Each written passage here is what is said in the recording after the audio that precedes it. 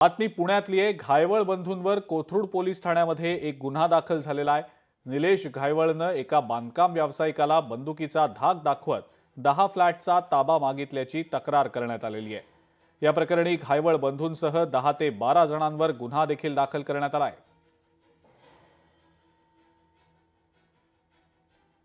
फिर्यादीने आणि तक्रारदारांनी ज्यांची नावं सांगितली आहेत त्याच्यामध्ये निलेश घायवळ, त्याचा भाऊ सचिन घायवळ, बाकीचे इतर त्याचे साथीदार आहेत की त्यांनी संगनमत मिळून त्या ठिकाणी त्याला धमकावून फ्लॅट ताब्यात देण्याचे भाग पाडले आणि काही त्या ठिकाणी त्याला शिव्या करून आणि ते धमकी देऊन दुसरा जो नातलग आहे त्याच्या मार्फत तो त्याचे भाडपण जे आहे भाडेकर दुसरे भाडेकर ठेवून त्या भाडेकरूंचे पैसा सुद्धा तो यांच्या गँगमधील लोकांकडे तो जात होता।